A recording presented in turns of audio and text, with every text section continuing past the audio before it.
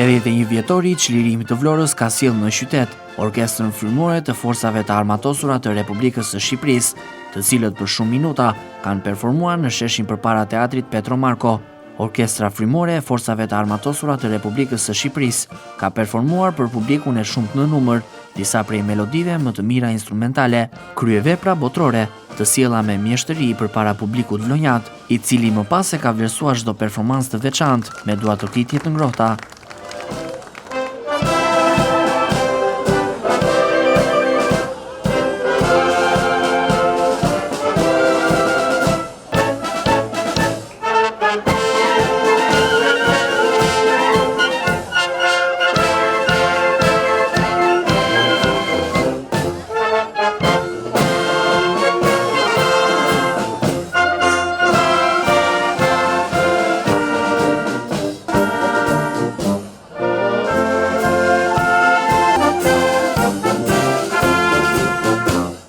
Orkestra e forcave të armatosura të Republikës së Shqipërisë, e cila ka performuar në Vlorë, është mundësuar dhe mbështetur si aktivitet nga Bashkia e Vlorës, si pjesë e kalendarit të gjerë dhe të larmishëm të aktiviteteve në kuadër të ditës së çlirimit të qytetit. Prezent në këtë aktivitet ka qenë edhe kryetari i Bashkisë së Vlorës, deputetët e qarkut Vlorë, përfaqësues institucionesh lokale dhe qendrore, si dhe kandidatja për kryetare bashkie Brunilda Mersini. Orkestra e forcave të armatosura të Shqipërisë është orkestra ushtarake profesionale e Shqipërisë, që ka për detyrë të sigurojë shoqërim ushtarak për forcat e armatosura shqiptare, si dhe të marrë pjesë në ngjarje protokollare me Gardën e Republikës. Orkestra e forcave të armatosura të Shqipërisë në historinë e saj ka më tepër se 100 vite që ekziston dhe performon në rang vendi në mbështetje të forcave të armatosura, por dhe në evente të tilla. Formacioni i parë zyrtar i bandës ushtarake të Shqipërisë u krijua në vitin 1920 me ardhjen e bandës kombëtare e Vatra nga Shtetet e Bashkuara